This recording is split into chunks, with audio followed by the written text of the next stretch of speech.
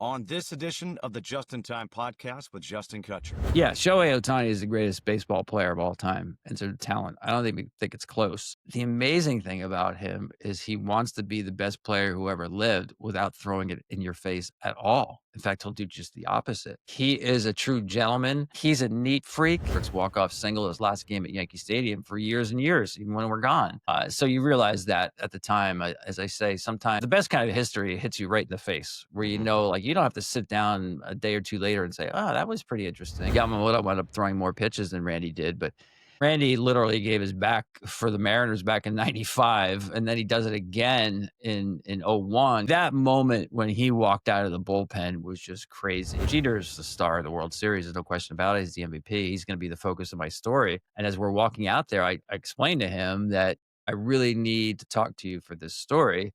And I've had a good relationship with him. The greatest sports moments happen in seconds, but the stories behind them are timeless. Dive into the mind of the icons who live those moments. No filters, just authentic conversations about the moments that define careers. I'm Justin Kutcher, and this is the Just in Time podcast. Welcome to another episode of the Just in Time podcast with Justin Kutcher, joined now by the preeminent writer in Major League Baseball. He's an analyst, reporter for Fox, MLB Network. He's also been my analyst during games for Fox. It's the one, the only Tom Verducci. Tom, thank you so much for joining me. This is great to reconnect. Yeah, this is awesome. Thanks for having me. Really, really appreciate it. So one of the reasons I want to have you on is because you and I share this common bond, this love of the game of baseball. And I go back to one game in particular, and I want to know if it resonates with you. It was a midweek game, I think in 2017, Reds at Marlins. And we were wondering, why are we doing a Reds at Marlins midweek game? And we had a pre-game meeting with Don Mattingly, and we spoke hitting with him. Do you remember that? I do remember that, yeah. And I remember, I just being the wise ass that I am, I said, I was talking to him about Christian Yelich. I'm like, so launch angle? And next thing you know, he gets into this whole 30-minute conversation about sitting off speed, learning how to hit the slider from Lou Piniella. And we walked out of that conversation, and you turned to me and you're like, oh my God. Mm-hmm. I thought I was just fanboying, like he's my favorite player of all time. And when you said, oh my God, I thought, wow, this must have been something. So what did it mean to you, that conversation? Yeah, first of all, I got a interest of full disclosure. I go back with Don Mattingly to when he broke in with the Yankees, literally. I mean, I was there for the resumption of the Pine Tar game where he played second base for Billy Martin. And of course, watching him play in the mid-'80s there was nobody better at Major League Baseball. I mean, talking all-around game, defense, power, hitting for average, just a joy to watch. So I've always had a soft spot for Donnie Mattingly. He's not just a great player. He really is truly a great person. But you just hit on something, Justin, that I think that I never get tired of. And it's why I'm so lucky to do what I do. Yeah, the games are great. And like sitting and say Game 7 of the World Series this year, it's like, man, this is awesome that I get to have literally a front row seat. But the biggest perk to me is we get to be around the greatest people in the world at what they do. And I'm always picking their brains about how it is that they do what they do. That kind of behind the ropes access to me is what it's all about. Everybody can watch the games. Everybody can keep score. You know, everybody can look up what's happened in the past. Not everybody, like you and I get to sit there across from Don Mattingly and talk shop, like deep detail shop too. So I do remember that. I do remember asking, why are we doing a Reds Marlins game? And remember thinking, well, that's why. I mean, that was before the game even played. It was worth being there. And by the way, that game, he wasn't able to manage. He was serving a suspension. So Tim Wallach had to manage the game. So he was in on the conversation. And just to talk about this game, he actually said JT Realmuto was their catcher. He goes, he's the best athlete on our team. And look at what JT has turned into. A pretty good call, huh? I thought you were going to bring up the game that we did in Pittsburgh, another game where you say, why are we doing this game? Nothing against the Pirates. I love the ballpark. but Cole Tucker was making his major league debut. And I remember we had, especially you, this great conversation about his glove. I mean, you're a glove nerd like I me. I think even am. more so. I always tell people that the key for a true baseball fan is bring him into a sporting goods shop and bring him into the baseball glove aisle. And if they walk down the aisle without picking up a glove and pounding a fist in the middle, yeah, you failed the test, right? So I do remember that conversation. Cole Tucker, great guy, obviously, but I love the fact that he was so into gloves. Obviously, you are as well. Mm-hmm. Again, that's sort of like the baseball aficionado kind of level of appreciating the game. Really cool. Mine, it's still my baby. My Pro 1000 BC I got when I was 13 years old from my siblings, and I have it here in my house. It's broken in perfectly. So that leads me so well to something I've wanted to ask you about for so many years. 2004, you go to spring training, you do an article for SI where you're actually a professional baseball player, not going to say a major leaguer, No. a professional baseball player with the Blue Jays for like a span of 5 days. And I went back just last night and I read that article again. Tom, I remember reading the article when it came out and I'm like, wow, this is so cool. What a great idea. How did the idea even come about? The idea came about because, like, what I do to define what I do is I try to bring people as close to the game as possible. Like, I think about a bullseye, whether it's a feature story or writing about a team or an event or something. I want to get as close to that bullseye as possible because Justin, in the sports business, you get a lot of fluff. You get a Mhm. lot of people presenting who they are on a kind of two-dimensional basis. They just want to let you know who they are on their terms. I try to dig as deep to that core of what the subject is as possible. So I asked myself, well, I've covered baseball for so long. Why not give fans literally a ground level look of what it's like to be a Major League Baseball player?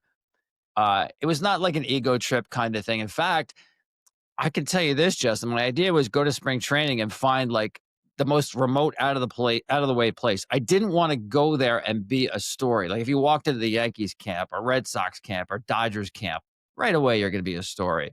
So I tried to get as far off the radar as possible, and that's why I picked the Toronto Blue Jays. And I called up JP Ricciardi, the general manager, and I presented him with this idea, fully expecting he's going to say, "You're crazy. Nobody's going to allow you to do that." Instead, all he said was, "Yeah, let me know when you want to come in." I said, "Well, I want to be there first day, pitchers and catchers, rather full squad, first day of full squad workout, and go through everything that the team does." Uh, and he's like, "Sure, no problem." I mean, how great is that? Oh my It's crazy God. to think I did this at all. But one of the funny parts was, I think it was the first day. It was raining, so we went in the indoor batting cages, and the lighting in there was not great. And so they just wanted, especially first day, just track the pitchers throwing rather than swinging against them. So I'm stepping into the cage against Roy Halladay. Now we're not swinging, but still, I'm stepping into the cage against Roy Halladay, and John Gibbons is the manager of the team. As I step in, he says, "Wait a second." I'm like, "What?" He said, "You did sign a waiver, didn't you?" I'm like, "No, I didn't sign anything." He goes, "Oh, no." He said, "You're not going to be writing about this experience. You're going to be owning a piece of this team by the time you're done."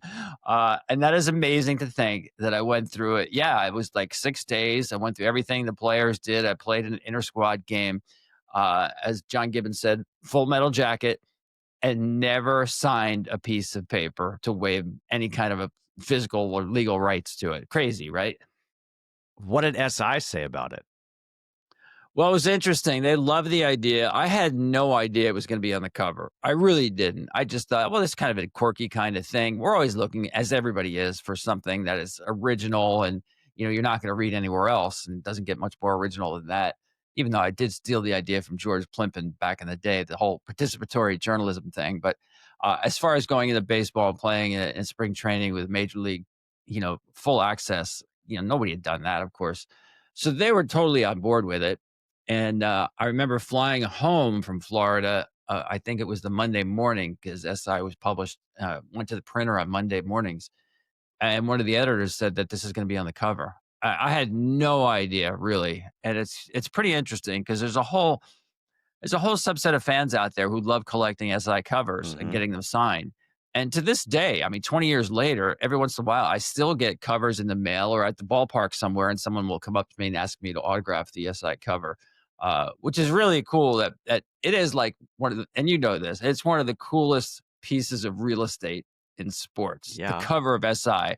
I don't care we're monthly now, I get it, but just the tradition, the history of it, it is pretty cool to be part of that legacy. Man, when I read it, when I saw that you did it, I was jealous. I'm like, that is such a great idea.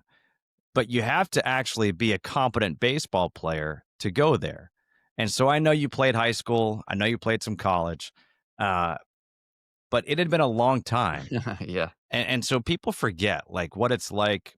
Yeah, if you're playing every day and you can track a fly ball or you can take a ground ball, but all of a sudden to get in the batter's box and guys are bringing it at 95 miles per hour and then they're throwing a curveball and a slider, that's a whole different ball game. So what was that first one like when you're in the batter's box, just tracking pitches from Roy Halladay? Yeah, I remember I have it. I can still see this in my head. How the ball never seemed to lose speed. It's hard to explain this, but and Halladay was known for throwing a heavy sinker. It was hard too, probably mid 90s. And I remember thinking, if there was like a wall behind me, I think that ball would go through a wall. It's just the way it maintained its velocity, and you could hear the seams cutting through the air. It spun so fast. Now he's obviously a Hall of Fame pitcher, and his stuff is exceptional. But he wasn't alone. And there were pitchers there. And the movement of the pitches is crazy. I don't know how anybody even hits in the major leagues at all. So it's jarring to see it up close. I think the games are so well covered on TV, Justin, and the camera angles are so great. I think it actually makes it look easier than it I actually agree. is. And that's the takeaway I had standing in the box. So uh, fast forward to my last day, which ends with an inter squad game, and I get one at bat, and I'm up against this guy, Chad Gaudin, major league right-handed pitcher, run around third base, and there's nobody out. And listen, when you have one at bat in the big leagues, you're not going to take a pitch, right? I mean, I knew this was it. I was only getting one at bat. So the first pitch, I've committed myself. Start early, get the bat going. I know by now I've got to start early after a week of seeing major league velocity. And here comes the pitch. And by the time the message actually got to from my brain to my hands to swing, the ball's in the catcher's mitt. I mean, it happened that fast. I was committed to swing and didn't have time to swing. I mean, that's the best example I have of how quickly the ball gets on you. So I don't know how early I started my next swing, but it was super early. It was a two-seamer, and I hadn't seen a lot of two-seamers at all, right? I mean, it's crazy movement Yeah. now, velocity moving in my hands. I thought I had a decent swing on it, but it just bore in on my hands and swung on over at the top of it, missed it. So now it's 0-2. So I've got to swing, right? I cannot be called out on strikes. I'm just hoping if he throws like a breaking ball down and away, I'm going to look so foolish because I'm going to chase it. I mean, I knew I had to swing. He came back with the same pitch. He probably read my bat speed. I swung and missed at that two-seamer, and he came in with the same pitch. And luckily, I popped it up to first base. Justin, it's the greatest pop-up in the history of baseball. I don't care what anybody else says. Just to make contact in that situation. I left the guy on third base, of course, but I was just happy to get out of there, getting a piece of that. But yeah, it's the other thing I did later on. I don't know how many years after that was. I umpired a game in spring training, Oh, and I umpired. It wouldn't let me call the plate, but I switched every 3 innings, first, second, and third. And I got to tell you, that as well, Justin, was really an eye opener to see the speed of the game, the foot speed and the hand speed and the ball speed and the ball off the bat. I mean, things happen really quickly. And I'll never forget, it was an Orioles Red Sox game. And I think Schilling was pitching. Anyway, there's a runner on first base. And that was the second base umpire. I go into the middle of the field. So hmm. I'm on the grass behind the mound. So I'm probably, I don't know, 100 feet or so from the batter. That's when I realized I'm not wearing a cup. I mean, I felt like I was right on top of the hitter. I was like, wow. I mean, when you're in the middle of it, man, the game is played so fast that it was an eye opener, even for someone who's been around the game a long time. Those are such good stories. And I have to ask, do you know whose bat you used in the at bat? I do. I do. Kevin Cash, the equipment manager, joked there's still plenty of hits left in it. Which Kevin Cash is such a great guy. I told him that later on. But yeah, that was Kevin Cash's bat that I used. And so now, of course, Kevin Cash with the Tampa Bay Rays. Do you guys ever talk about that? Yeah, we do. I mean, he jokes the same thing. I mean, he's as self-deprecating as there is, so he was never much of a hitter. Yeah, I mean, I got number 2, which was given to after me. It was the second baseman. Who was it? Hill was there for actually Aaron a while. Hill. Yeah, for Toronto. So they actually gave me a legit number, which is pretty cool. Yeah, the whole experience was great. The coaching staff was great. Brian Butterfield. I actually, in that short span, learned a lot about base running from Brian Butterfield. I mean, just being around him, and they did have one session. One of the workouts one day was dedicated. At least the pre-workout was on base running. Just a smart baseball guy. I mean, that's again, we're talking the kind of access that I mean, let's face it, nobody gets that because it's the real deal, ground level. It was so cool. It was fantasy camp, but actually you're playing with the real guys. And didn't pay for it. And didn't pay for it. That's the ultimate fantasy camp.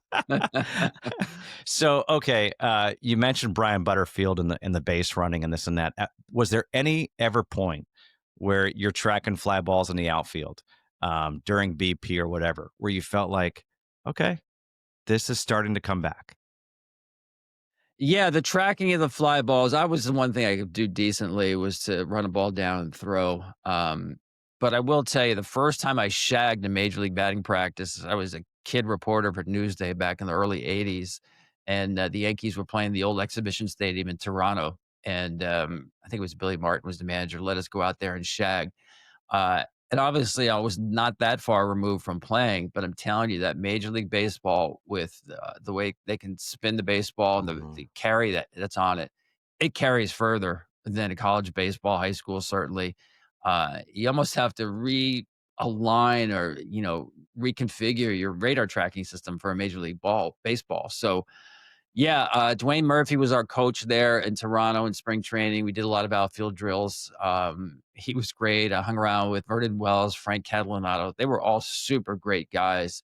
But yeah, I remember standing out there in the inter squad game in left field, and I just remember what it felt like to have a uniform on again, and the spikes and the ground underneath my feet, and the spikes digging in, and I didn't get a chance in the outfield during the inter squad game, but I just remember thinking, yeah, everything started coming back. It felt like, man, this is just natural. This is a little scary because there are fans there. It's the major leagues. You don't want to fall on your face. But yeah, I think that does come back to you. There's something about tracking a fly ball, I think, Justin, that, like I said, it's like this inherent radar system that you have. And, some people don't have it. Some people do.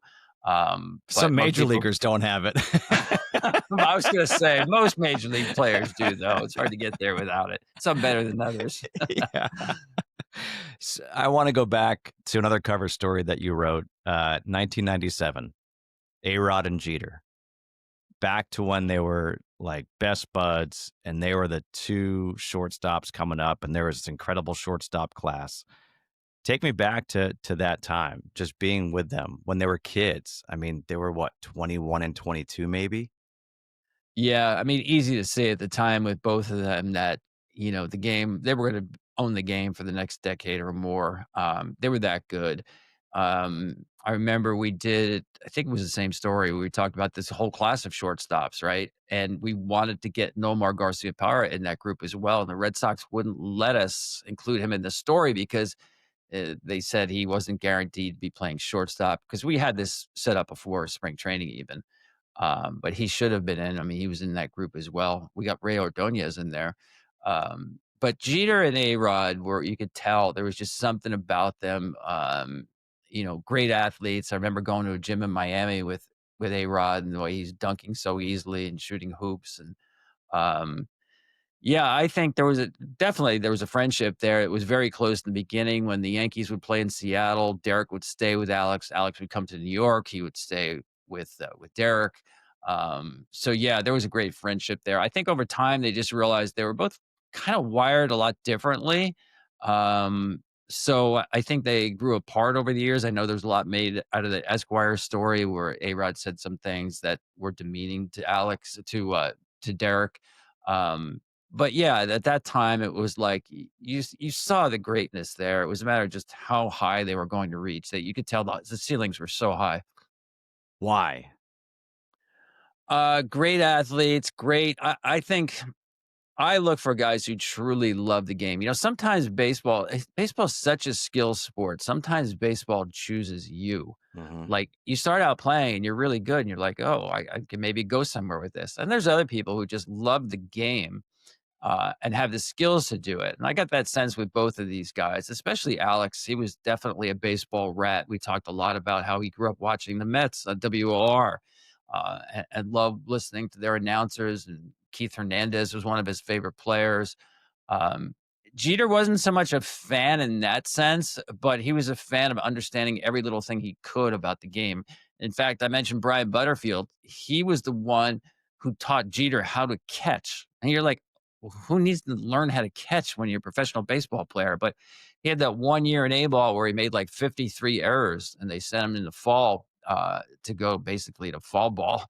And Butterfield was one of the instructors there, and he saw how Jeter was not using his hands properly to catch not just a ground ball, but with a throw. So just kind of a remedial kind of thing. But Derek was always interested in getting better. There's no question about that. Both of those guys, I think, and you've been around enough athletes to see this, Justin, that the great ones are truly never satisfied, Hmm. right? It sounds like a cliche, but it's always like, how can I get better? And in Derek's case, it was, how can I win another one? Winning a championship is so hard. And the thing that stuck out to me with those Yankee teams is that their greatest players were never satisfied. Whether it's Paul O'Neill, Bernie Williams, Jorge Posada, those guys kept wanting to win like they were chasing their first one. That's really unusual, that at least the guys I've been around, because it is so hard just to win one. I was going to say, I mean, the Dodgers just repeated for the first time since the Yankees did from 98 through 2000. What did you see in those Yankee teams? What was it? The drive, the hunger? Was it Torrey? What was it that made that team able to win three in a row and probably should have won four in a row? Yeah, you're right. I mean, so close together, the way they came up together, especially the core four. I remember Derek talking about how winning was emphasized in the minor leagues, and we've lost that. It's so much about development now. Hmm. He said even when they were playing in A ball, like the spread they got after the game depended on whether they won or lost. I'm not sure whether that's true or not, but that's the way Derek saw it. So they did things like get the runner over with less than 2 outs with the guy on second base. It's going to hurt your batting average and your OBP, but it's the way you learn how to win games. So I think they came from a lot of those guys came up together with the same school of thought to win games. Torrey was huge in that group. He was able to put out fires before they started, and over the years with the Yankees, the fires could consume and distract the team. So he was a big part of it. And again, the fact that I think they were not satisfied with winning. And also, you look at how they won in the postseason. I mean, they had some stretch there. I think they won 17 out of 19 postseason series. I mean, you had Billy Beane come along later and famously call it a crapshoot in the postseason. And man, a lot of front office people latched onto that. It's like, hey, it's just a flip of a coin. Anything can happen.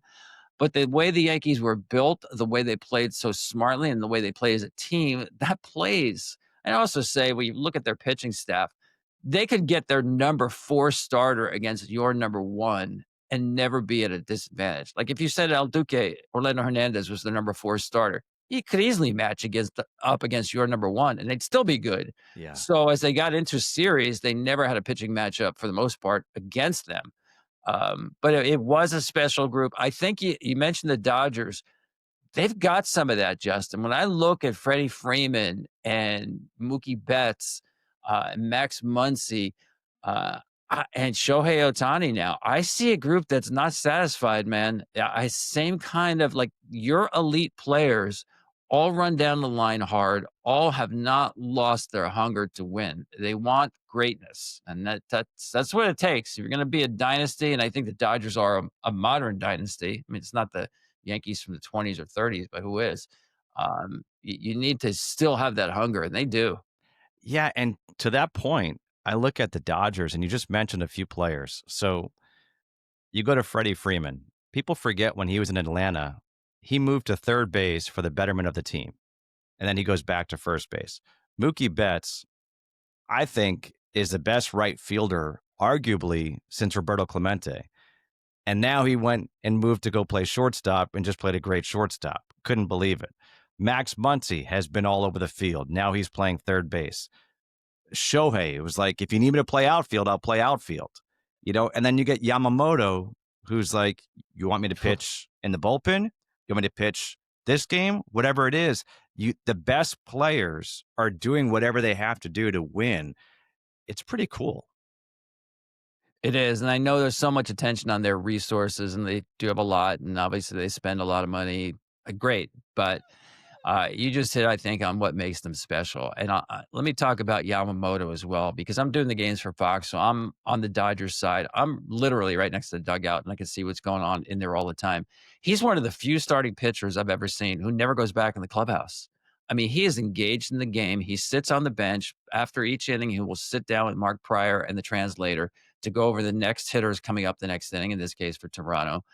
He's got this notebook where he has strategic notes in there that he not just reads, but sometimes adds to it right there during the half inning. He'll get up and he'll pantomime his delivery to make sure everything is working and timed and synced up. And he's got a beautiful, efficient delivery. I mean, it's amazing. So this guy's just a baseball player. And then I saw him during that 18-inning game. I saw what was happening. I saw him first talking to the translator and then going up to Mark Pryor. I saw the look in his face, Justin. This guy was not going to allow the Dodgers to lose a World Series game with Miguel Rojas, a position player, on the mound. I mean, there was so much pride involved in what he was doing there to say, I will take the ball. Let me go loosen up. I will let you know. And he was next in. There's no question about it. He was coming into that game. And I mean, to do what he does. And then the next, game 6, he pitches game 6. And, after the game, and Mark Pryor told me the story, instead of celebrating, Yamamoto goes into the trainer's room and he's like, start working on me now so that I can pitch tomorrow. He was already thinking about game 7. He shows up at the ballpark the afternoon of game 7 and he says to Mark Pryor, I think I can pitch. Let me go out and throw. I'll let you know. He does some long toss, does some flat ground throwing, and he comes back. He says, I'm good. Just give me enough time to warm up, but I can help you tonight. I mean, as Mark Pryor told me, he's like, nobody does that now. Guys can't even lift their arm the day after they start. Just phenomenal to see the will. I mean, he's a great pitcher, first of all. And I got the sense in game 7, he could pitch all night. His stuff was crazy good for a guy who pitched literally the night before. But the will to just win a championship, I know he's done that over in Japan. I know he's done it with WBC. He did it last year as well. This guy's a winner. So again, we're getting back to something that I don't think the present day player gets enough credit for. There are still a lot of people there who are driven by winning championships. Was that the closest thing that you've seen to what Randy Johnson did in 2001? No doubt. Actually, in the game 6 and 7, Yamamoto wound up throwing more pitches than Randy did. But yeah, Randy literally gave his back for the Mariners back in 95, and then he does it again in 01. I mean, that moment when he walked out of the bullpen was just crazy. I mean, that was just spectacular. The fact it happened in Arizona. So just the roar, the unexpected roar of the crowd when he came to the game was just fantastic. But yeah, it reminded me a lot. Now, Randy's 6'11". Yamamoto's 5'11". He's 5'10". I mean, he literally is 5'10", right-hander. And you talk about a guy putting it all on the line. And I know he's got a long contract, $325 million. It wasn't anything about that. This guy just said, "Give me the ball." It's funny. We're kind of getting off topic for me, but there's something about what I've noticed with the Japanese players and the culture. And I look at a guy like Shohei, signs that $700 million deal, but defers $68 million per year to give his team a chance to win. You get a Yamamoto. Yeah, he makes a lot of money, but it's all about winning. Roki Sasaki, he gets the money and he gets sent down and he comes back. Maybe it was a blessing in disguise and he becomes a closer this year.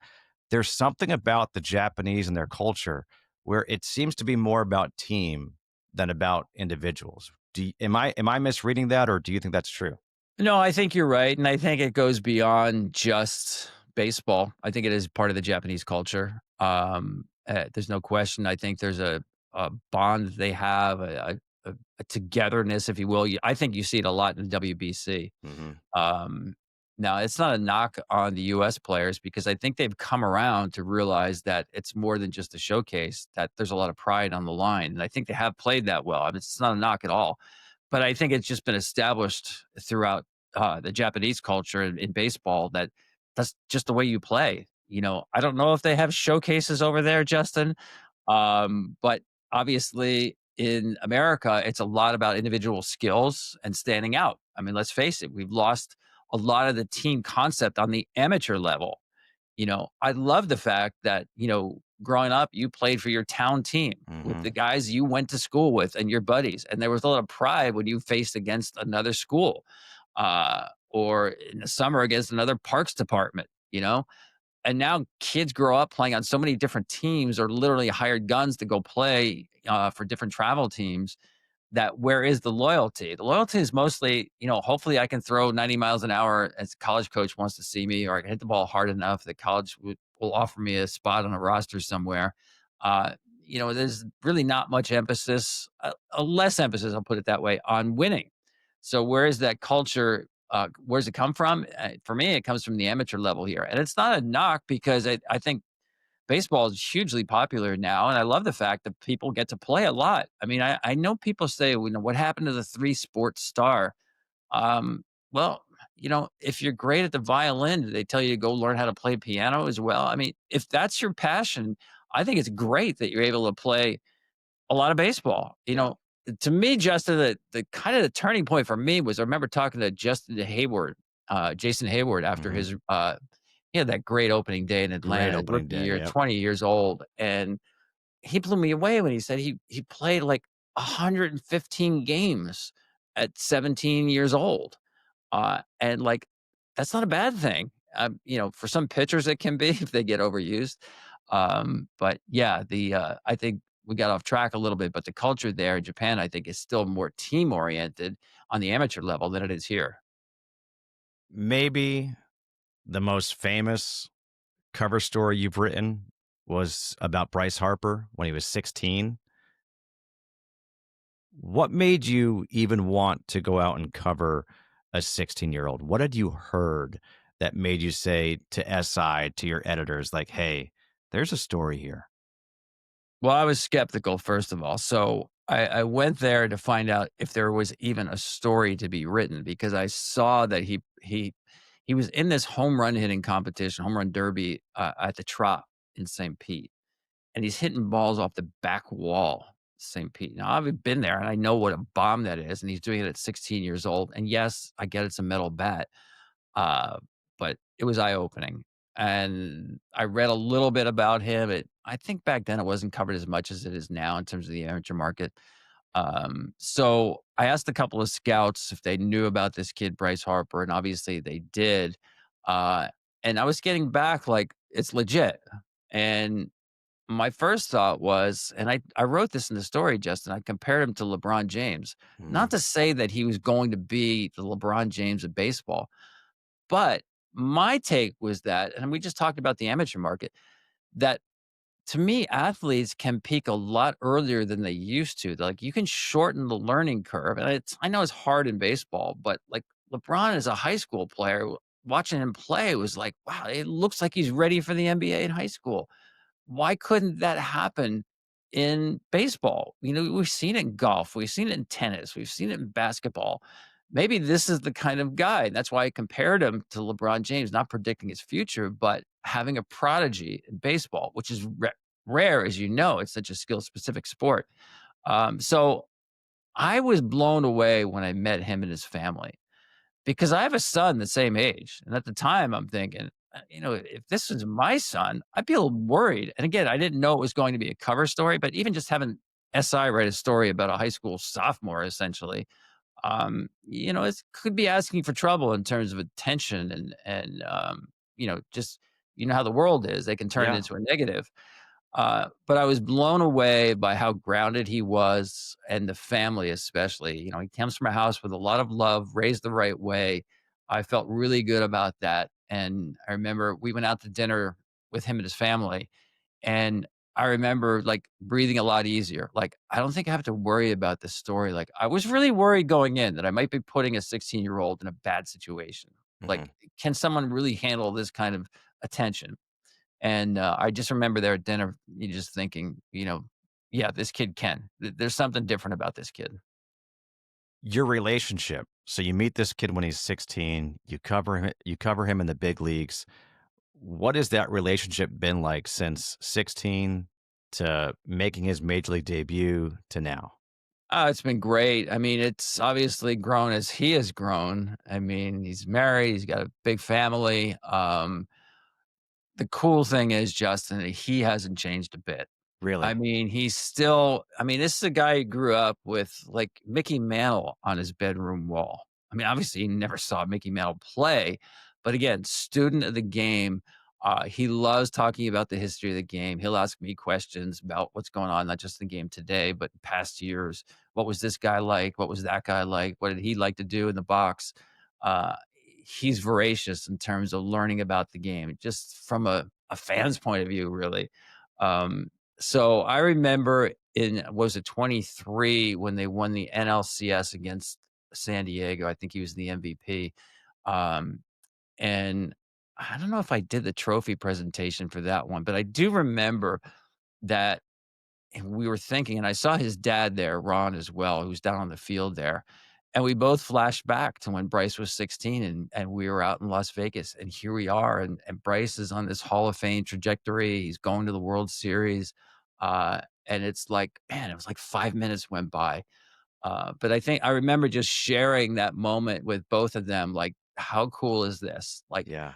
and I know Bryce took a lot of heat for Mhm. that, and I think in some ways, and he's joked with me about this, Justin, that I made it harder on him coming up through the minor leagues because this in baseball, and I think it's still fairly true. Even the great ones, you can pretty much rise through the system without a lot of attention, right? It's changed Mhm. a little bit, I understand. But for the most part, you don't see great players coming like you do in the other sports, especially football and basketball through college.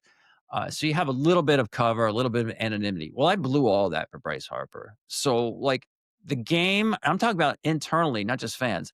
The game wanted to dislike him because he was on the cover of SI at 16. Obviously, not of his choosing. But I always said at the time, like, this, he got a lot of blowback, right? You People did. didn't like him, the eye black and, just the way he carried himself. And, he blew a kiss to a pitcher after he hit a home run off him. People forgot the fact that they were just riding him relentlessly the whole game. That was the payback. All right, you want to get on me? Here's my home run. Take that. But they missed that part of the story. And I was like, what is the worst thing this guy's done? Maybe he plays the game too hard because back then he was running into walls. Yes. But He was running everything out to first base full speed. It was like Charlie Hustle type stuff. yeah, and that bothered people as well. And that's like the biggest knock, that you think he plays the game too hard. There's nothing that he did to certainly embarrass the game or bring dishonor to it. He was doing just the opposite. So I did think that that story, that being on the cover, probably made it a little more difficult for him. And like I said, we've joked about that. But again, we're talking about a really special player, not just in terms of talent, that's obvious, but the mental makeup is amazing. And Did by the he way, ever watching him play high school baseball, he was catching back then. I know, I remember. Yeah. It was pretty unbelievable because, I compared his bat speed to people like Gary Sheffield and Jose Canseco, and with a metal bat playing high school ball. I swear to you, I was at a game where he hit a line drive where the second baseman basically got out of the way and it went all the way to the wall in right field. I mean, a metal bat, Bryce Harper, I mean, crazy what he was in high school. I mean, his throwing arm, he was a great catcher. As you know, the Nationals drafted him. They're like, you're too good of a hitter. Right. We can't put you behind the plate. But he loved running a game as a catcher and was good at it. Did he ever, along his journey to get to the big leagues, and it wasn't like it was a long journey, or even when his first couple years, did he ever reach out to you? pick your brain guidance? Well, I saw him a couple of times. I remember seeing him in Harrisburg, and I think there was another place along the way in the minor league stops. I've written so many like follow-ups to that, which is pretty cool. Um, but yeah, no, I mean, I can't say that he's picked my brain other than as I mentioned about other players maybe, but not for any guidance or what do you think about this kind of thing? I Yeah. just think it's a really cool relationship where and he's expressed to me in the past like, if there's a story I want written the right way, he said I would go to you for it.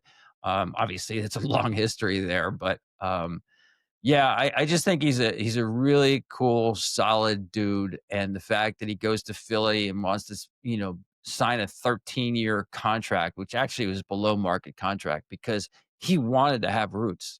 Mhm. You think about it, the minute he signed with Washington, it was like, where's he going next?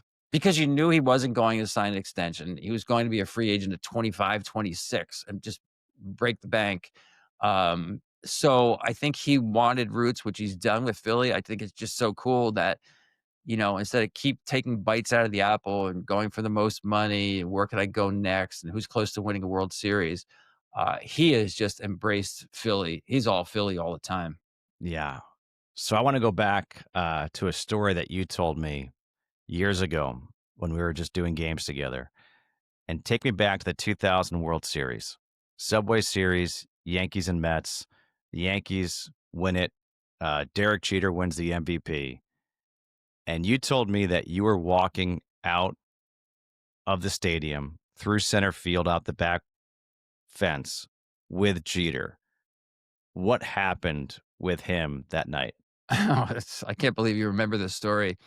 I certainly won't forget it because, I'm writing, and again, this is when SI is still a weekly, Hmm. and I'm writing off the World Series, and I realize I have a deadline like in 2 days. And Jeter's the star of the World Series. There's no question about it. He's the MVP. He's going to be the focus of my story. And as we're walking out there, I explained to him that, I really need to talk to you for this story. And I've had a good relationship with him by that point. And he's very accommodating. And he says, "Sure, you can talk to me later tonight. I'm throwing a party." And it was some club I forgot in New York. He said, "I'll put you on the list. I'll meet you there." And I'm like, "Great." This if you work for SI, this is what you love. Like Yeah. going behind the velvet ropes and going places that nobody else can get access to because it's SI. I'm like, this is gonna be great. It was terrible. I got there, the place is absolutely packed. I mean, shoulder to shoulder. It is so loud you can't hear yourself think. I'm like, "There's no way I'm doing an interview with Derek Jeter in this place." But I did happen to reach him and get in touch with him. Somehow got to him that night, and he's like, "You know what?" He said, "I'm having dinner with my parents tomorrow night." He said, "I'll call you. We'll probably get together. You can meet me in my apartment, but I'll call you as soon as I'm about to go out to dinner with my parents." And I'm like, "Great. That's even better, Right. right?" Actually hear the guy speak when he talks. So I go home, and as I went home, I was like, "Oh no. I just realized I made the biggest mistake and where I am relying on him to call me back. I do not have his number and he has my number. What am I going to do if, like a lot of athletes, and this is no knock on them, they've got busy lives. I'm not on the top of his list after winning the World Series that I'm going to get a call back. So I sweated out the next 24 hours like you wouldn't believe because I don't have a story right Hmm. at this point. And sure enough, right on the dot, it was either 7 o'clock or 8 o'clock when he told me he was going to call. Right on that hour, he called me and told me where his apartment was, meet me here. Went there, did the interview. Everything was great. And I'm like, and I tell people this all the time.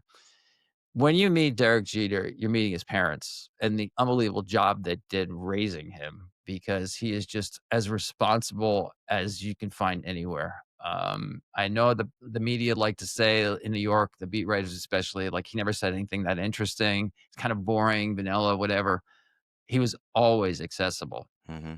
You had to give him that. And that means a lot when you're shortstop and captain of the New York Yankees. And in this case, I can certainly vouch for it that in terms of being reliable, yeah, he's one of the best. What's it like now? Because you guys are now coworkers with Fox. He does the pregame show. You're doing the games, but is there interaction with the two of you guys? Yeah, definitely. I like to talk to him. He likes to talk to me like before games, just not anything specific like, hey, what do you think tonight? How do you like this guy? Or maybe we're talking about a play from the night before. Yeah, I think it's really interesting how I think our relationship has gone a different direction now that he's not playing. I think being as a player, I do think he was extremely careful Hmm. about what he said.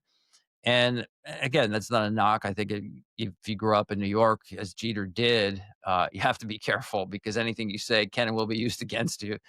And I think probably late in his career. I know his last season, and maybe even before that, was like the first time where he would go off the record with me, like, Oh, "Don't write this," but you know, and that was like that was like, a breakthrough, if you will. And it's a breakthrough in any relationship with a source where they can trust you, that they can tell you something that's off the record, and you won't run to somebody else, and you certainly won't use it in print. So I think, that helped in terms of, going kind of a different place in the relationship. So we have a lot of that, I think, and when we're working together in the postseason, like obviously I'm not writing a story or quoting him or anything. So just to have kind of those inside baseball conversations is really cool. and by the way, I honestly think he might be the best studio analyst out there. His insights are so good and they're so spot on, and he's not afraid to ask the tough question or, say something that may not be what everyone else is thinking. He's one of those guys who's a natural. Yeah, he's very good. That's a great word too, Justin, the natural. There's nothing manufactured. I think that never was with him. And I think he's grown to enjoy it. I do. I think he gets better and better at it, like a lot of people with more reps. And what's interesting to me is how many players like want to meet Derek Jeter. This generation, I mean, my goodness, they watched him on a nightly basis in the Mhm. postseason. They grew up wearing number two and pretending they were Derek Jeter. There's so many of them. I'm telling you, major league players are like blown away. Like their guys want to be the player of the game, so they get invited on the post game show and sit next to Derek on the desk because that's how much he means to this generation of player. It is so cool the way he is just so admired by today's player. It is. It's a testament to his parents, again, for the way that he carried himself throughout his career, and then if I'm not mistaken, his last game at Yankee Stadium, you were on that one as well for MLB Network, and you interviewed him when he had the game-winning walk-off hit. It's Yeah. almost like it comes full circle, right? You do the story about he and A-Rod and the shortstops in '97, and now that final game at the stadium. What did that mean to you to be able to talk to him right then and there? Yeah, it was pretty emotional in terms of just realizing that it's a special moment that listen, there's a lot of great games, a lot of great moments that you're at, but there are certain ones where you're like, this is an all-timer. Like they'll still be talking about this as they will with, Derek's walk-off single, his last game at Yankee Stadium for years and years, even when we're gone. So you realize that at the time, as I say, sometimes history, the best kind of history hits you right in the face where Mhm. like you don't have to sit down a day or two later and say, oh, that was pretty interesting. Or that was no, you realize at that time you're part of something that's really huge.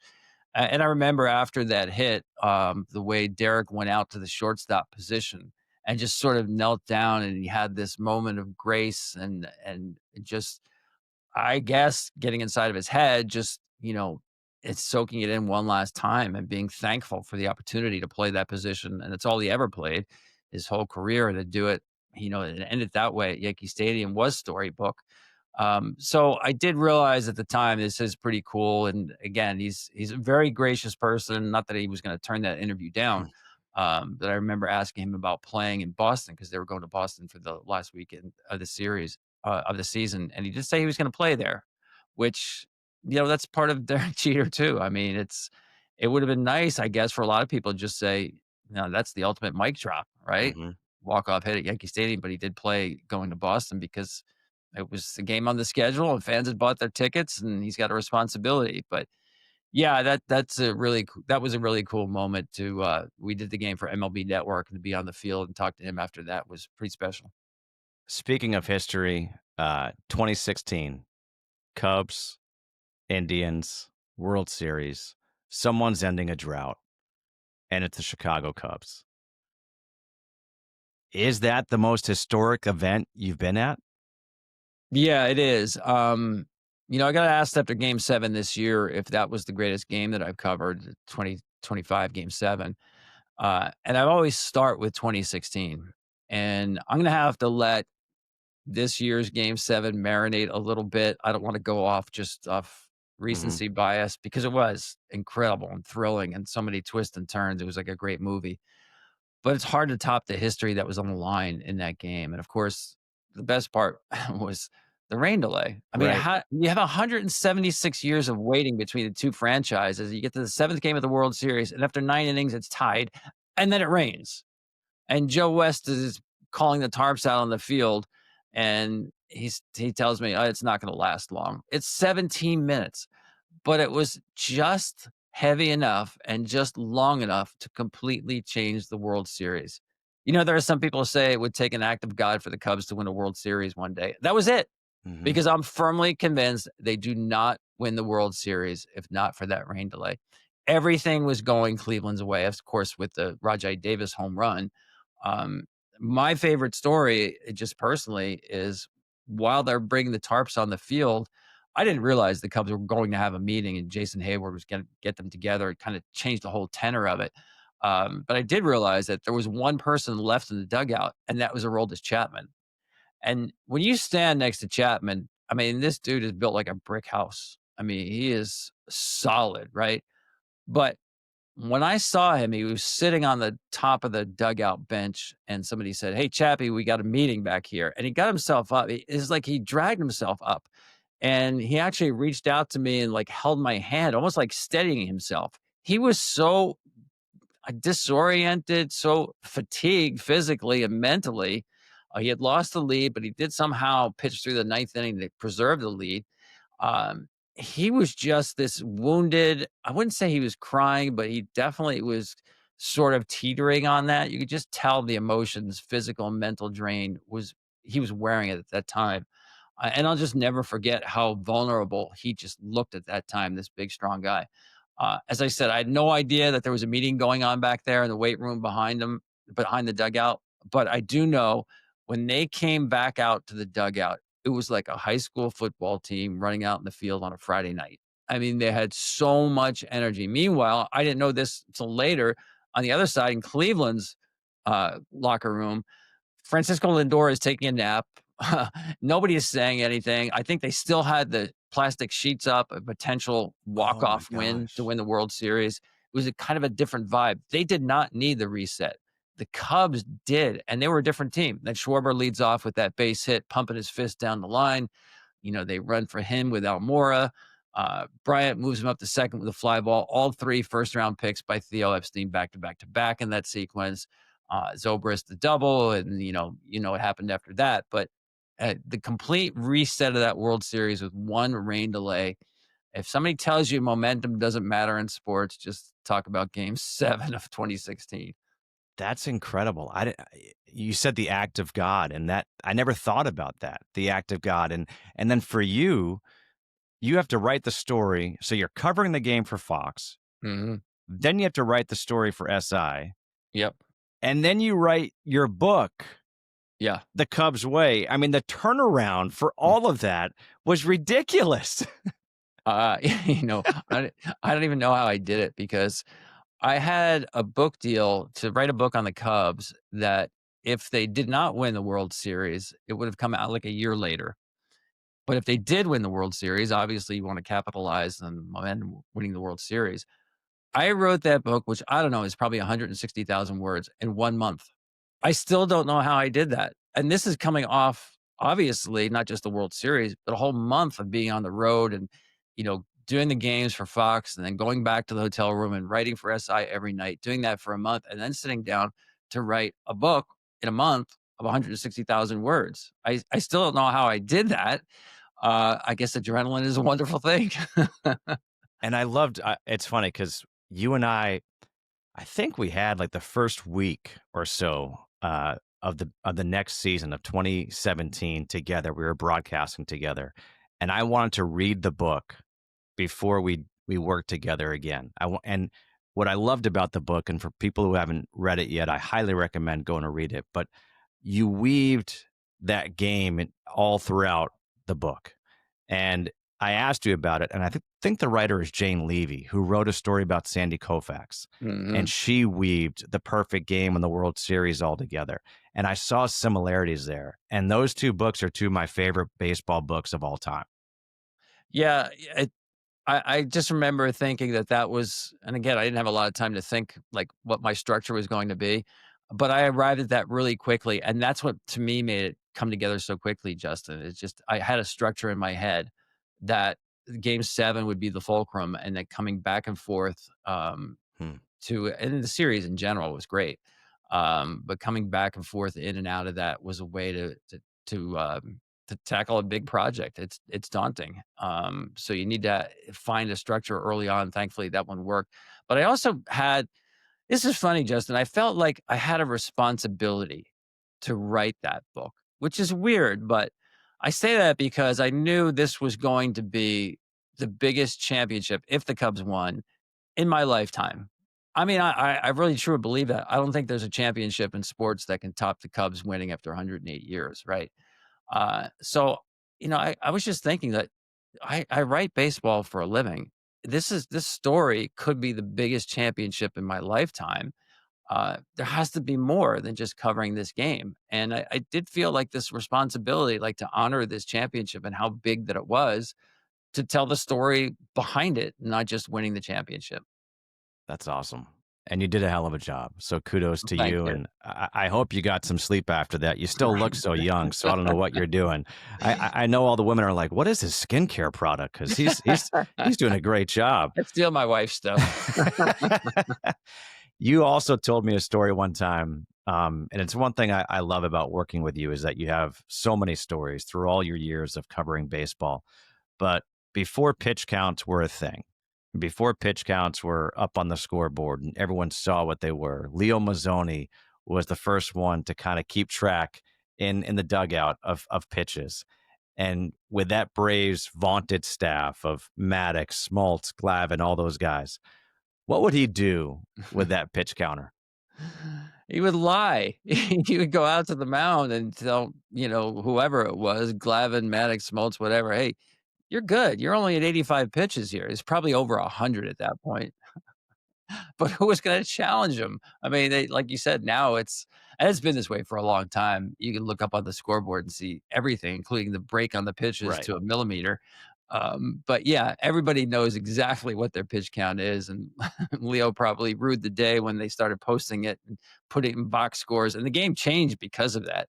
I really think it goes back to the Cubs staff with Pryor and Wood, and there was a lot of focus on their pitch counts, and they had issues with delivery and kind of the violence of the way they threw a baseball more so than pitch counts. But they did throw a lot of pitches, and the game hasn't been the same since, for better or for worse. It's just different. But yeah, you can get away with things like that.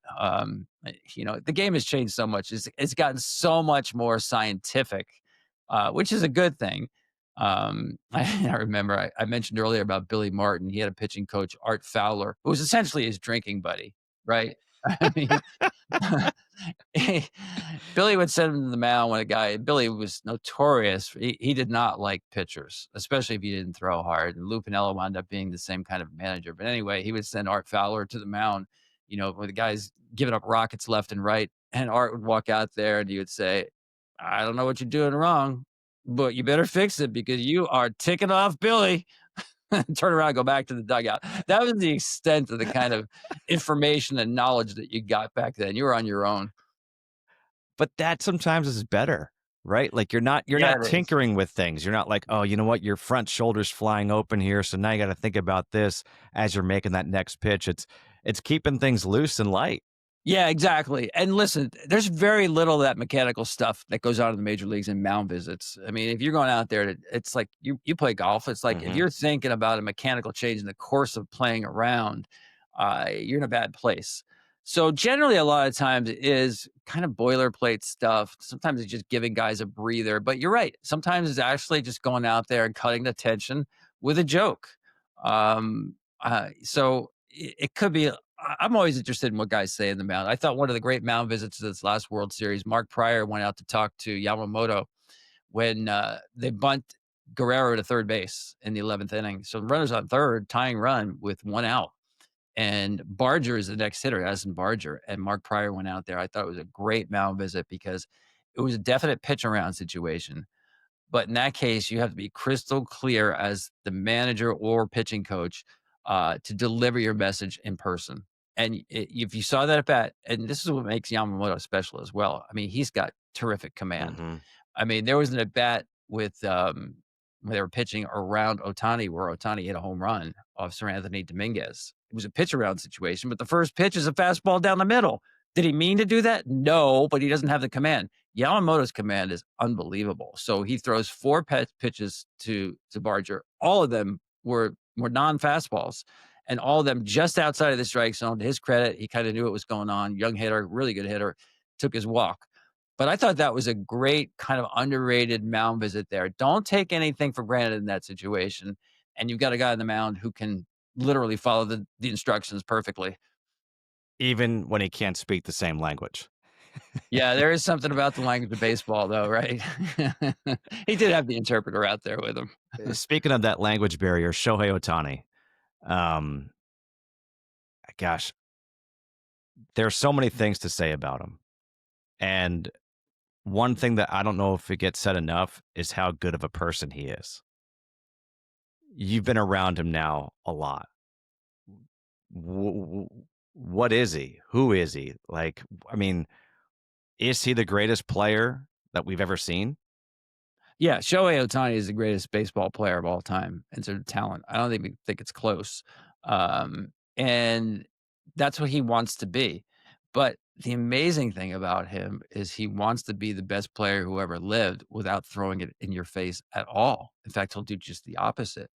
Um, he is a true gentleman. He's a neat freak. Like during a game, most players they take a piece of gum and throw the wrapper on the ground. Ohtani will actually pick it up if somebody else throws it on the ground. He likes to keep everything neat and clean. You'll see him apologize to catchers or umpires if he hits them with a foul ball. You'll see him like cringe if he hits a ball into the stands that maybe that might hit somebody. Look out. He's a very caring person in that way. The best thing that I was told about Shohei, and I've been around him a lot, and I can attest to this, he's the greatest player that ever lived, and yet he plays without any stress at all. It's remarkable that he plays stress-free, given that he's a two-way player. I mean, there's so much on his plate that he has to do and maintain. But he does not play with any worry. I used to say that was the best thing about Jeter. Jeter never worried about the consequence. A lot of guys are like, if I don't get a hit here, squeeze the bat a little tighter, or I got to do something extra special because this is a big game. Jeter never worried about the outcome of anything. He just worried about the process, and even worry is too much. Just like concerned about the process. And hey, if I don't get a hit, there's always another at bat. That was literally his attitude. And I see Shohei's got that even more, where he does not get stressed about failure or the possibility of failure.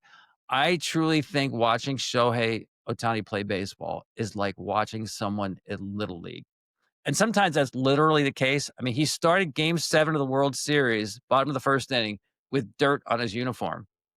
As you know, Justin, you do not see major league pitchers with dirt on their uniform anymore, but it's then spent the top of the inning on base and sliding in the bases.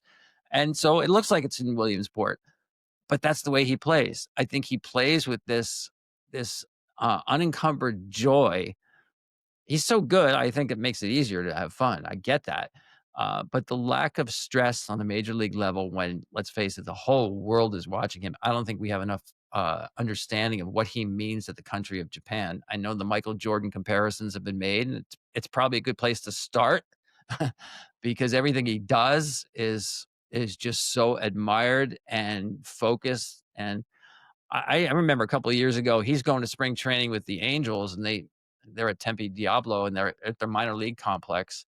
There's a little hill in that area, and it's literally the crack of dawn. The sun's not yet risen, and I look up on the hill, and it's filled with Japanese media with their cameras, and all they're waiting for is for Ohtani to show up, drive into the parking lot, and walk into the clubhouse door.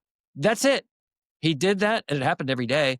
They pack up, they walk down the hill, and tomorrow morning they're back there again. I mean, it's amazing how his life is in a fishbowl, and yet he shows no stress about it. He's just an amazing person in that way. The mental strength that he has is just crazy. You said, I think it was his rookie or second year, we were doing a game. And do you remember whose power you compared his to? I think it was Darryl Strawberry, right? It was. Yep. Yeah. The swing path, the ability to backspin the baseball easily with what looks like not a lot of effort. It is. Don't get me wrong. He's got tremendous bat speed. And when they're right, the ball is gone to left center field. I mean, even fastballs middle in. Now Shohei's become a little bit more of a pull guy now than he was, I think, back then. We're talking about, but whenever Darryl, and it covered the Mets in the '80s there, whenever Darryl would hit a home run out to left center field, you're like, uh-oh, he's about to go off. And he would. And I just see the swing path of Shohei, the way they're able to elevate the ball without a lot of effort to do that. Yeah, it's special the way the ball comes off their bat. And Shohei, that first year, I can remember going to do a Angels game in Kansas City in April. And it was the day before the game on Fox. And I was working with Mark Gubizzo, who's also the Angels broadcaster. And Shohei came in from batting practice, and there was a fan yelling, Shohei, can I have your bat? And Shohei walks into the dugout, and he turns to the translator and says, what did he say? And the guy's like, he said he wants your bat. Shohei walked out of the dugout with his bat and gave it to the kid. And from that point, I'm like, I don't care what he does. That was amazing. That was so cool. And then I think about the power that you talk about. And I think of Ichiro in spring training, his rookie year in 2001. And Shohei, I think in spring training, his rookie year. They both struggled early. And they made just one little adjustment, and boom, they're off and running to Hall of Fame careers. Yeah, I mean, Ichiro's first spring, I mean, he was basically terrible. Yeah. And Lou Pinilla's watching him just getting the bat knocked out of his hands. He's hitting these weak ground balls to the opposite side of the field. And again, Lou is from the Billy Martin school. They're all about power of the mound, power of the box. And when Lou gets upset, he calls people son. So he's like, son, can you pull the ball? I need to see you pull the baseball. That day, he pulls one like 425 feet home run out in Arizona, and he comes back to Pinella. Is that okay? I looked at I never suggested anything to him after that. Shohei's story is a little bit different. He had a terrible spring training, his first spring training, and he had, like a lot of Japanese players did, that big leg kick. And he was late. I mean, there is a little more velocity here in major leagues than there is in Nippon Pro Baseball. He had a hard time just being on time in spring training. And they go to the Freeway Series. Obviously, he's late in spring training. It's the last series before the season's about to start. And Eric Hinsky was the hitting coach. And Hinsky, and I think there was another hitting coach as well, they suggested, well, maybe can we tamp down the leg kick at all? Just to try to quicken you up to be on time a little more. So it was really that day. I mean, there were 2 exhibition games left before the season started. He ditched the leg kick. And I mean, he was a different hitter. I mean, it just goes to show you. I mean, obviously he's a great athlete because he's not just a two-way player. He's an elite two-way player. So he's a great athlete, great aptitude to make a change like that. And after signing this contract and coming over to Major League Baseball and doing it, after you've been incredibly successful over there, it's crazy. But it reminds me like of Yamamoto, again, getting back to him and the culture there. He won their equivalent of a Cy Young Award. And the next year, which is his last year before he signed as an international free agent, he revamped his delivery. It took away his leg kick, and he just thought that was a way to get better, and it was true. He was better, which was crazy because he was already their Cy Young Award winner. Yeah, we're talking about some special players. My comparison right now that comes to mind is Tiger Woods. 1997 wins the Masters, running away with it. And then he's like, no, this is not good enough. I got to redo my swing. And he goes through this whole swing change and he becomes the greatest, has the greatest run in history of golf. And there's something about all those guys that's similar. They're all like savants because if you were or I were to make a swing change, it's going to take forever. And who knows what's going to happen. Tiger, through a swing change, was still winning tournaments on the PGA Tour. These guys are making a swing change in a major league game during the season, and they make it work. It's unbelievable. Yeah, that is so hard because most guys I've talked to who've made swing changes or changes in their delivery, they need the off season. Yeah. It's very rare, other than like moving your hands a little higher or some minor change, to really change your swing in the course of a season. It's really, most hitting coaches will not even bring it up in terms of wholesale changes. Very few can actually do that, what you're talking about. But again, you're talking about some real outliers. I need to ask you this question because I've said it before. I believe that Shohei Ohtani could have the biggest impact on baseball since Jackie Robinson. And the reason why I say that is because oftentimes the best players in high school are pitchers, and they're also the shortstops, and they hit 500 with 10 home runs, and they have an ERA of 1.1. But colleges or teams make them choose one or the other. Will we start to see even a guy like Hunter Green? He was a great shortstop, threw 101 miles per hour, number one pick. Will teams start saying, you know what? Let's let you keep on doing both? It's a great idea, but it's not going to happen. Shohei is not changing the game. And I say that because it only underscores how crazy talented he is. It's not because, teams rule it out. There have been some cases. I think Bubba Chandler was one with the Pirates where, a guy gets drafted and they'll try to keep both avenues open for a little bit. It's too darn hard. It really is. I mean, that's why, listen, in today's world, I mean, I know we go back to Babe Ruth a lot with Shohei, but obviously that was a segregated game. Not everybody had the opportunity to play Major League Baseball. The difference in talent level was enormous between the best players in the game and some guys who weren't the best players in the game. I think the talent gap has shrunk so much in Major League Baseball. There's so many, and the international pool we deal from now, I mean, it's pretty remarkable. In fact, last 2 years, no team has won 100 games, in part to me because the talent pool has sort of evened out. There's not a lot of great difference between even defenders, Justin. You realize this, like, the guys who used to make 40, 50 errors at shortstop, Jose Offermans of the world, that doesn't exist in today's game. If you make like 15 errors, that seems like a lot. There's just so much talent in the big leagues that nobody should be this much more talented than everybody else, and yet Shohei Ohtani is. It's remarkable, and that's why I say the Babe Ruth comp, it was cool for a while, but that ship has sailed. I mean, Babe Ruth didn't even have 2 full seasons of being a true two-way player, and Ohtani's done it now, what, 5 full seasons, something like that, 6 maybe. It's just remarkable that he keeps this up. And I remember sitting in Dave Roberts' office before Game 7 of the World Series. The Fox crew were all in there. And first of all, I'm amazed that 18-inning game where Shohei was on base 9 times, Yes. 18 innings, game that took almost 7 hours, and he's the starting pitcher the next day. Yes. I mean, he was cramping up. He's getting IVs. I'm seeing this guy literally stumbling around the dugout because he's on base 9 times for 7 hours. And I'm thinking, I don't think he's going to DH tomorrow for game 4. I don't even know if he can pitch game 4. And before that game, I remember Dave Roberts, and this is before Shohei even showed up at the ballpark. Oh, he's doing both. I don't even have to ask him. That's who he is. It's amazing. And he started the next game, game 4. So we get to game 7, and now he's on short rest.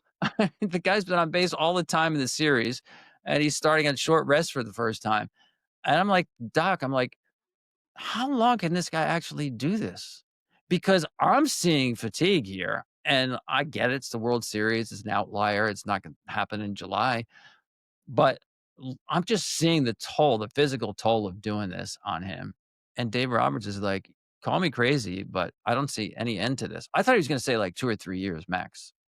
And Babe Ruth literally said, I can't keep it up physically. I think he loved hitting more than pitching and just And wanted to hit. drinking and eating hot dogs. That has something to do with it. I don't think that you have to worry about that with Shohei. But Dave Roberts was like, you know what? This is who he is. This is how he defines himself. He's not giving it up.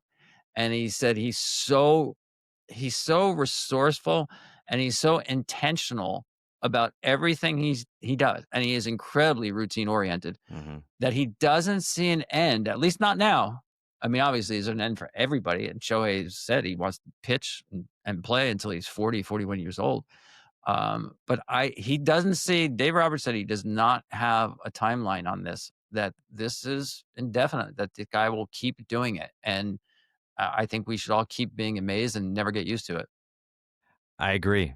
I think it's so special that we get to live in a time to see this.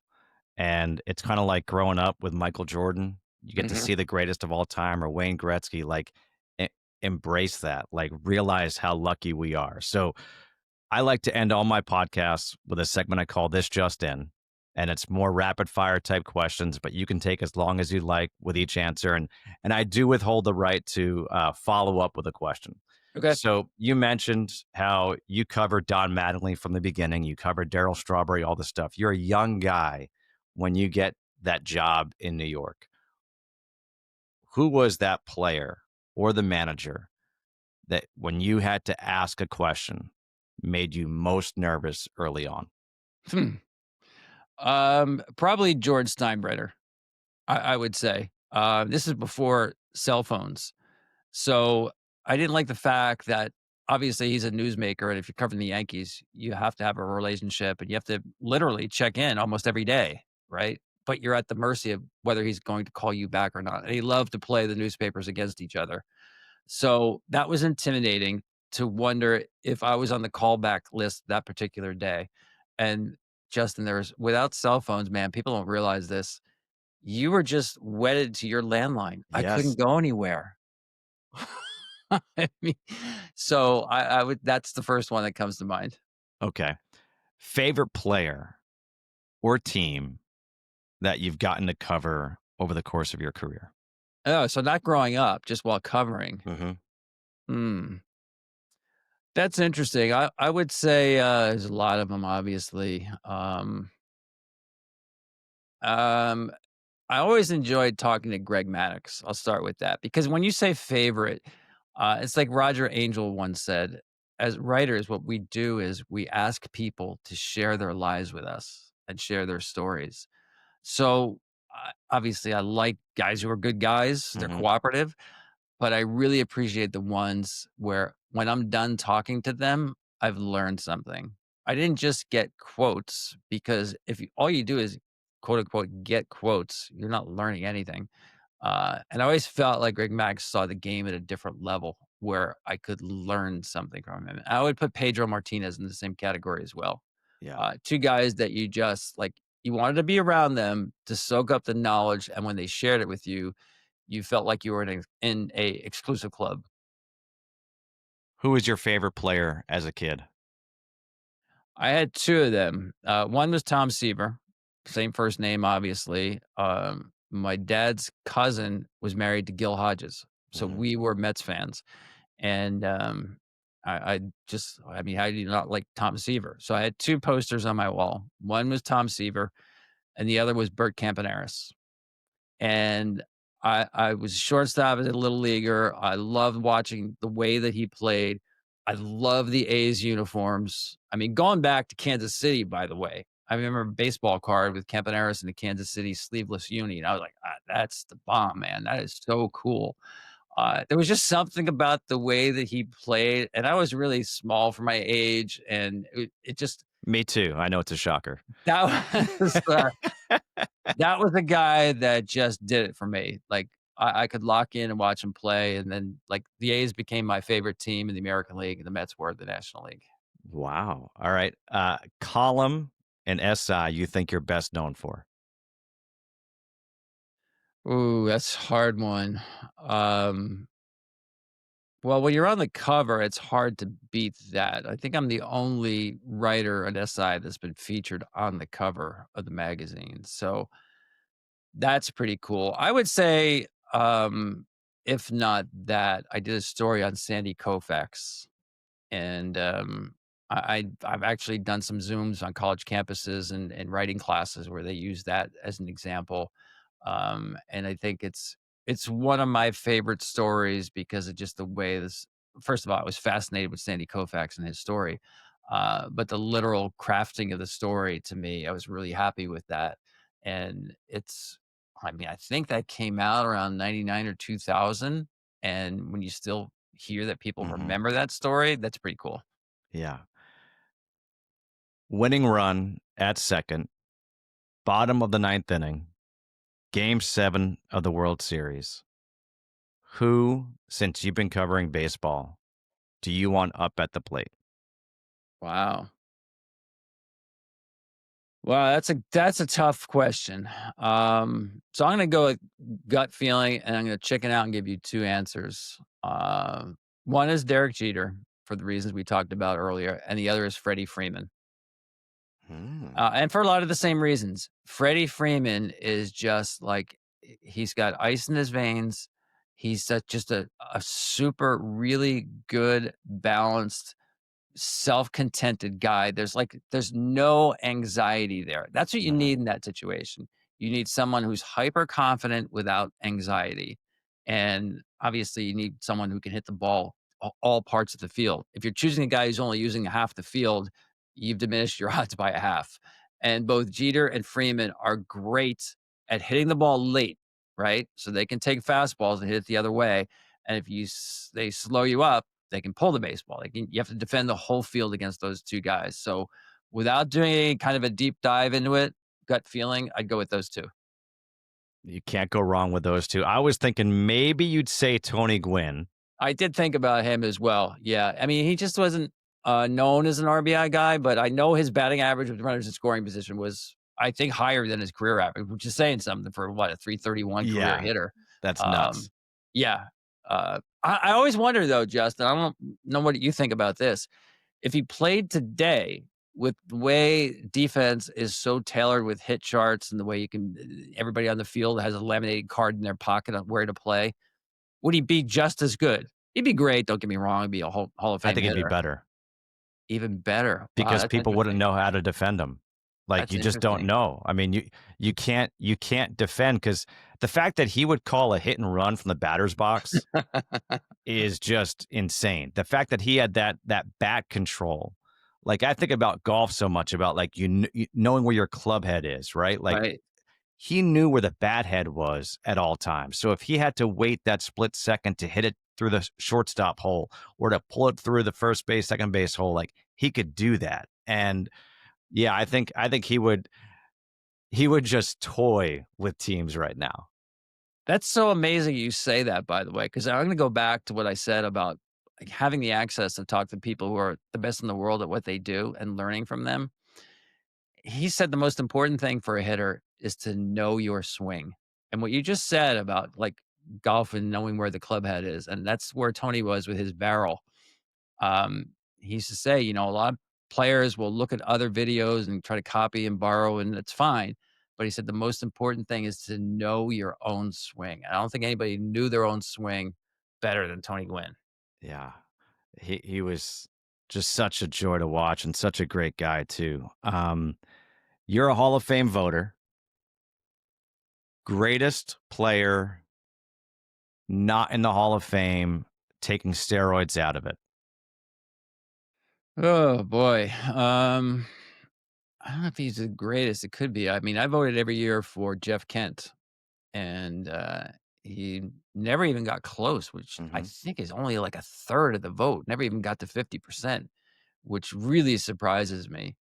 Um, that's the first one that came to my mind. I mean, listen, there's a lot of great players. I know that Don Mattingly and Dale Murphy are going to be on this upcoming committee ballot at the winter meetings next month. I think they both have a pretty good, I say a decent chance of getting voted in. We'll see. You never know with those committees. I've been on a couple of those, and it is like a jury room. You have Hmm. no idea until you get into that room and everything starts circulating in the talk, and people are very honest, and you just don't know where it's going to go. So it's really hard to predict, but Mattingly certainly would come to mind, especially when you factor in, all that he's done as a manager as well. Guy's dedicated his life to the game, and I think that should count for something. I mean, you're going to get in basically, for the most part, on your playing career, but I don't think you also just separate everything else you've done for the game of baseball when it comes to being honored by the Hall of Fame. So Murphy, Mattingly, Jeff Kent, those guys first come to mind. That's fair enough. Tom, this was so much fun for me. You know me, I could talk baseball all day long.